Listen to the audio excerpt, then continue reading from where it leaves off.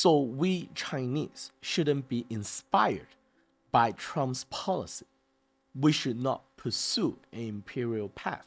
We should not turn ourselves into those fanatics, thinking that it is the only way forward. Today I'm going to bring back Professor Wen and show you guys a short video posted by him on Monday, February the 3rd, regarding Trump's America and the impact it's going to have to the world. Professor Wen is an economist, the best economist in China, according to Professor Michael Hudson. He's also a historian and a philosopher. However, as much as I enjoy watching his video, I don't often want to translate his video and share it with my audience on this channel because, well, because I'm lazy, okay? His videos are long and hard to translate. There's this 3.5 hour video he had with Professor Lu, which gave a very insightful take on China's development through the last several decades. And I think that video might be the key for many global South countries as to why China get to where it is today and other countries didn't. Before I go into his video here, I want to explain one of my recent observation regarding China related to Professor Wen more or less. I put timestamp in my video so you guys can jump ahead, okay? The way we look at the world today, our perception outside of the mainstream history is also heavily influenced by Western, or people say it's Anglo-Saxon perspective. And don't get me wrong on this. I'm not trying to say bad things about this, okay? This is because only when a state become as powerful as the British Empire or the French Empire, Dutch, Spanish, and so on, only those old colonial power at their prime have the resources and the drive, the motivation to put together this, I would say, global encyclopedia, which the US has always also been doing as well. Let me show you guys something over here, okay? My family's name, surname, is Lei, means thunder in English. It is a relatively rare surname in China. Our entire village's family name in Wuhan is Lei. But throughout my life, traveling around China and outside of China, I don't think I ever randomly bump into anyone whose family name is Lei. That's how rare it is, okay? So every person with the surname Lei that I know is a relative of mine. But there are a few famous individuals with that family name. For example, the founder and CEO of Xiaomi, his name is Lei Jun. He's also from Wuhan, where I'm from, but he was from another city, not from our village, okay? So what you guys are looking at here is the family lineage record of the Lei family. And this is usually maintained by the offspring of the family that are relatively speaking more rich and wealthy. Because if your family is poor and you have to sell your kids, your father ran away when you're young and you live through your life in misery, which is very common among Chinese family over the past century, you cannot afford to keep track of where everyone is, right? You might not even know where your own siblings are, let alone tracking 7 to 10 generation in a record book like this. So to do this is often a symbol of honoring your ancestors. This is also the same when it comes to human civilizations in China or in the West. That the best record, the most well documented history knowledge, the greatest architecture are often written and passed down from strongest empires because they have the strength to pursue those goals and often by necessity as well. So today, when you ask someone from Thailand regarding his opinion of, let's say, Brazil, or other way around. His opinion is going to be dominated by Western Anglo-Saxon view of Brazil and Thailand, because both Brazil and Thailand, at least to this moment, were never, superpower powerful enough to have this kind of global power projection. And without this global power projection, you cannot form your own opinion. Your opinion mostly come from someone else, and that someone is usually, British, American, French, Spanish. Same with, let's say, New Zealand and Kazakhstan, or Egyptian and North Korea. How they think of each other is dominated by mainstream narrative. These countries are not powerful enough, and it's not necessary to form an independent opinion, not as scale. However, today's China is different. China is currently the biggest trading partner with over 130 countries in the world. There are Chinese entrepreneurs opening factories, shops, business all over the world, in Africa, Southeast Asia, in Middle East, Europe, across the entire American continent. And Chinese, as you know, they like to stick together. When they go abroad, they can look after each other this way. When people get together, they start to form unions, and after that, they form political entities. This is, again, normal across human society. Start low. When you generate wealth, you often have to branch out to politics to obtain political power and leverage in order to, protect the wealth you accumulate. Our our Jewish friends have pushed that to the very extreme. I remember talking to this Jewish guy in my email. Maybe you can call him a Zionist or something. And he suggests that Chinese and Jewish should join force and rule the world. Okay, the Jews can take care of the money and the bank, and Chinese can take care of the rest. So if you compare today's China, its global economic and trading footprint, it is equivalent to that of US and British Empire at its prime. Roughly speaking, I think China's combined import and export today is roughly equal to the rest of the global south countries combined. Okay? Because of this large footprint, China is starting to form its own geopolitical neural network. We are leading the world in terms of de-dollarization through trade. We are building alternative trade platforms. We're forming our own intelligent network, like, CIA and KGB, FSB. We're becoming more and more independent when it comes to foreign policy.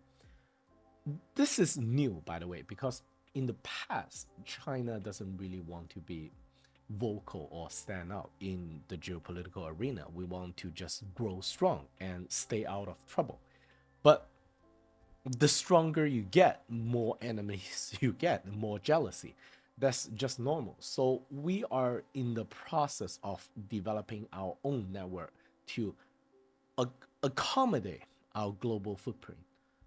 In addition, for the first time in human history, I would say, China, as a non-Western global power, okay, is redefining this Western-centric worldview from all angles. It is modifying and rewriting encyclopedia in its own perspective, because with our interaction with the rest of the world, which is significant enough that we do not need to follow entirely what the Anglo-Saxon, thinks, which is not wrong by any means, but carry, their own biases. We can form our own opinions now with our own experience on the ground. Let me try to give you guys an example. Okay, let let's say Richard. Okay, I can now go to Brazil and buy timber directly from the Amazon rainforest. because there's a huge demand for furniture material in China because Chinese people became rich, right? I have large enough demand that I do not need to go through American traders or British traders. I go directly to the source.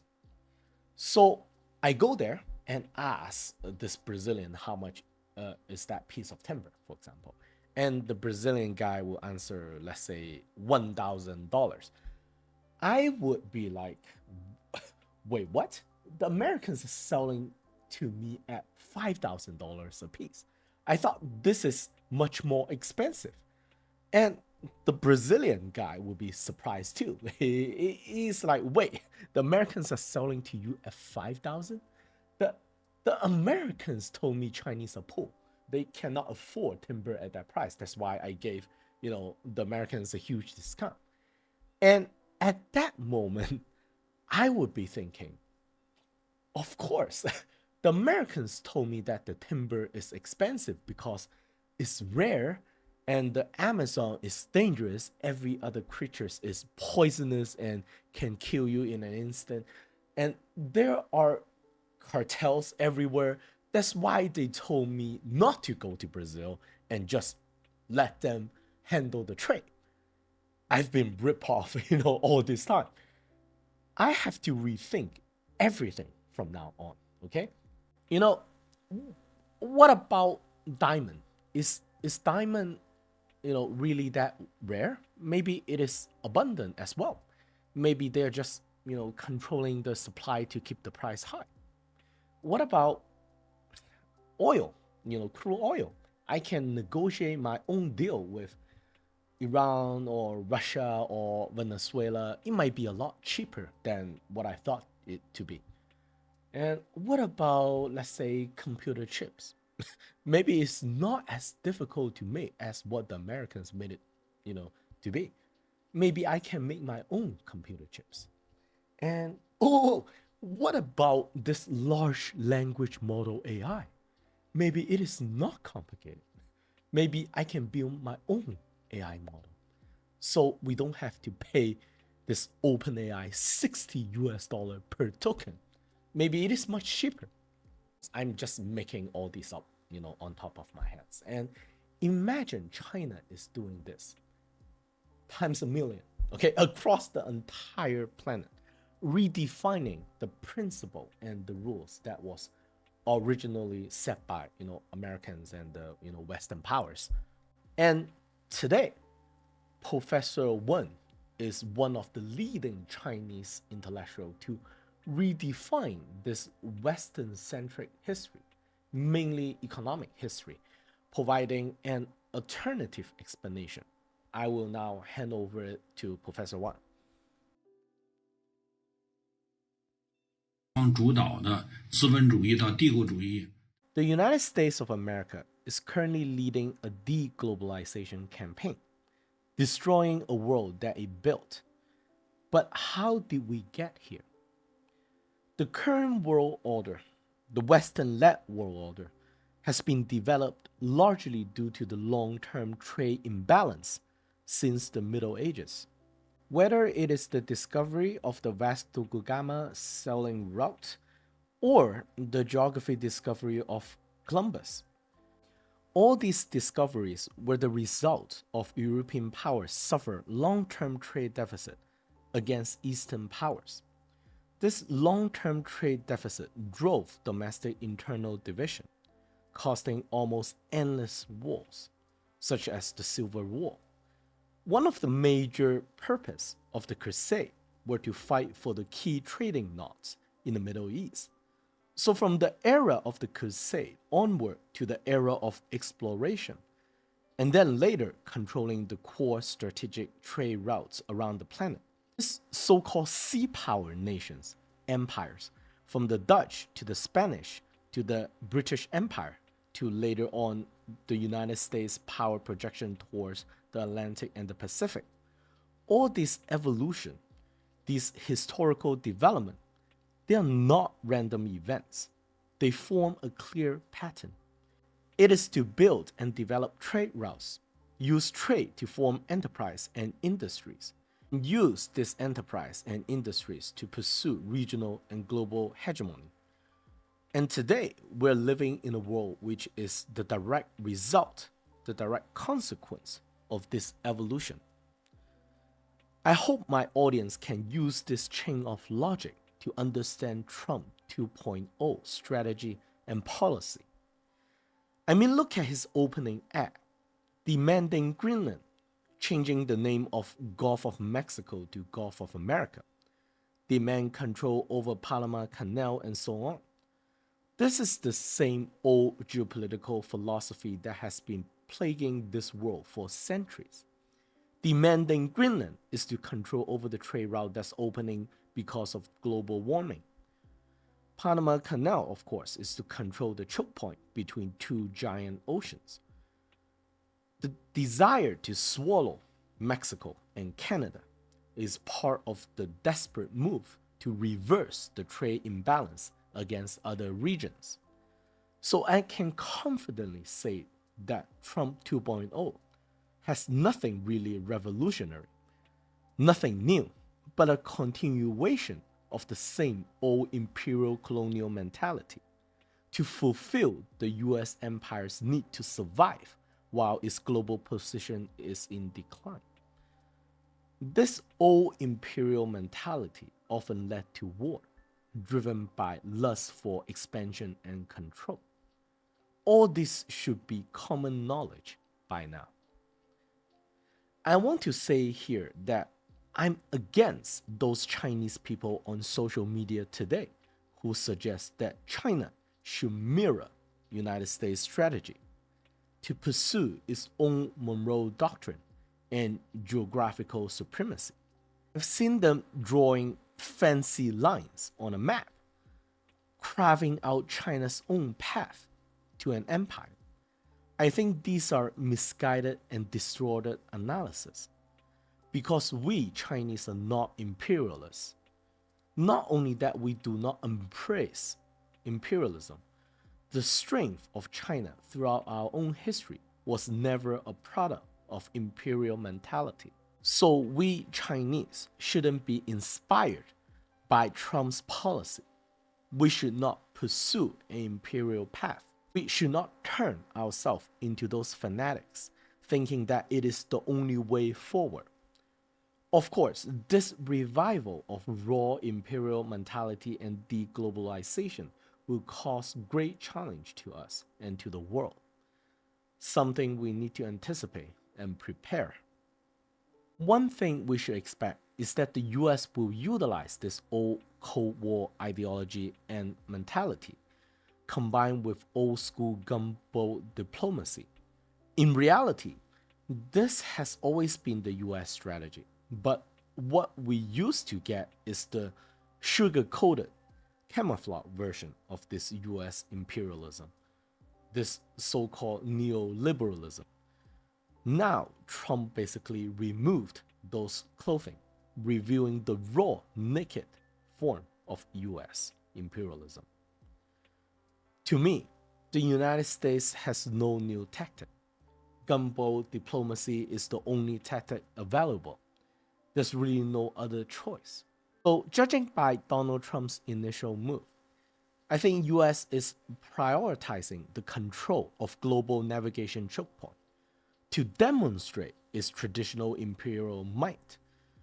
To me, of course, this is an unrealistic strategy by itself. So we are looking at now Trump's comprehensive tactic, the use of trade war and high tariff policy. In addition to tariff on Mexico, Canada, and China, Trump insists that if BRICS nations develop and use BRICS currency, it will punish those nations with 100% tariff. We might consider the US as a declining great power, but the combination of gunboat diplomacy and tariff warfare still has its effect. Even when facing against these raw insults and humiliations, Europeans, Canadians, and Mexicans were not overwhelmed by a wave of nationalism or anti US sentiments. There's no massive anti-US protests on the streets of these countries to demonstrate the desire to protect one's national dignity. The force of nationalism seems to have been weakened. Generally put, the world we are living in are deeply divided, both among countries and within each individual states. The evolution of Europe from independent state to an economic bloc, and now transforming into a political union, and how this new form of Europe can merge with its neighbor Russia, who has spent the last few decades trying to get along with its Western neighbors, and how this process affects and contributes to the global dynamic shift in geostrategic and political and economic policy. Donald Trump's second term is going to impact all these ongoing transformations. Donald Trump's campaign slogan is MAGA, Make America Great Again. Behind this mega lyric, it is America exceptionalism, America first. And this America exceptionalism is also a geostrategic core of its imperialistic mentality. So, to put all this together, the current United States want to capitalize on whatever global unipolar position, whatever is left to this hegemony, in order to gain a better position when entering this new multipolar world. So United States of America is currently the single biggest contributor in pushing for global decoupling. During the Biden administration, US has already destroyed the union between Europe and Russia. So the economic integration between Europe and Russia is unlikely in the short term or midterm. In addition, US is using its political influence in Europe to further push Europeans in committing economic suicide, decoupling from cheap Russian energy, and use more expensive American energy. The goal is to drive up manufacturing costs in Europe and lure manufacturing industry to return to United States, helping to strengthen United States' position in the future. Combining this with other geostrategy advantage US has over its biggest rival, the European Union, this choking effect might lead to further disintegration of Europe in the future.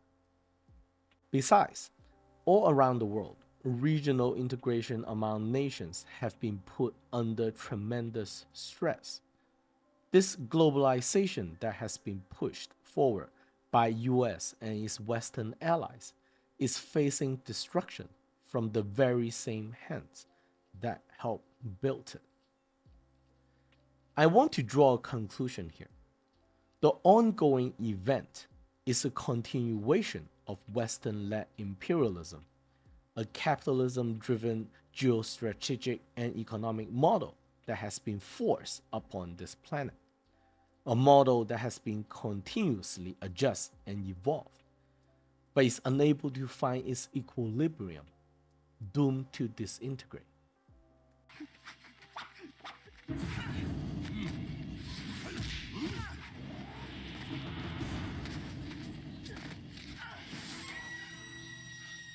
你睇到我功夫啊，黐我腳法啊！你個劍術只係屬一般業餘嘅水平。Okay, that's the video he put out just a few days ago. I translated maybe 70% of that video. What do you guys think? I always like to remind my audience I'm not trying to jam narrative down, your throat, okay? Developing your own reasoning skill, think and ask questions, try to figure out this by yourself.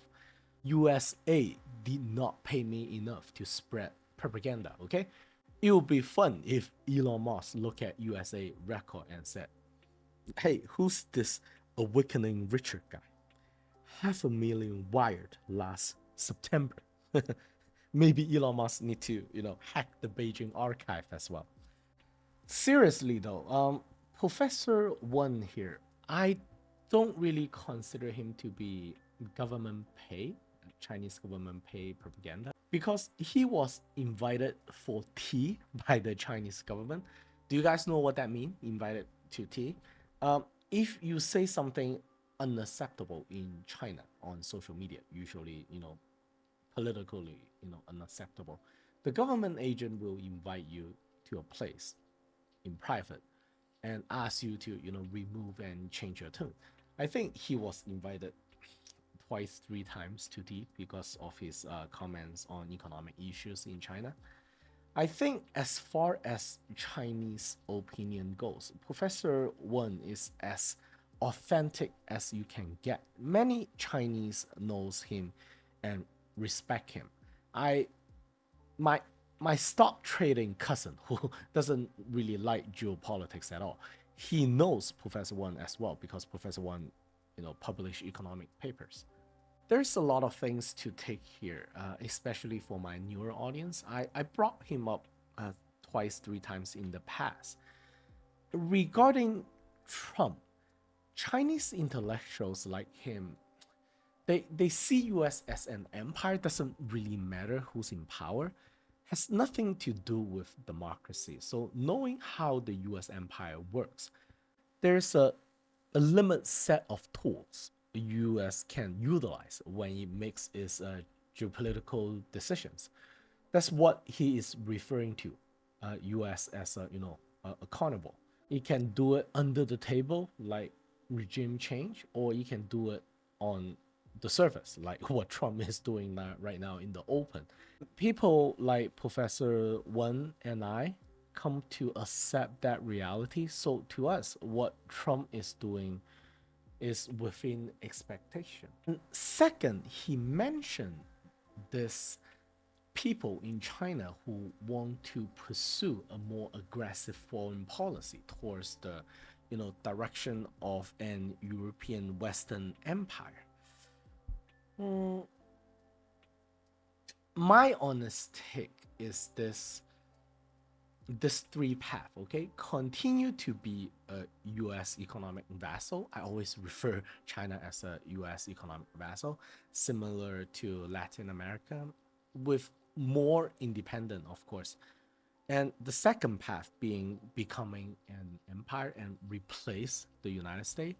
And then the third path, which is not really that well defined, something else, something different, walk its own path. As current decision maker in China and the momentum goes, to me is 3-1-2. So it seems like it's going a separate path. I don't know what that path is. It's definitely not wanting to stay as a vassal or wanting to become an empire.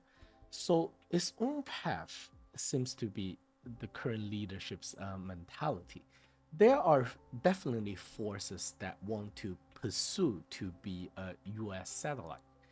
Understandable. That's why I mentioned this Chinese internal civil war that's ongoing, especially in the financial sector, because there are a lot of people that argue maybe perhaps pay by the US rule for a little bit longer, for another decade, that will buy China enough time to really challenge US in the open, which there are many people consider right now is still too risky.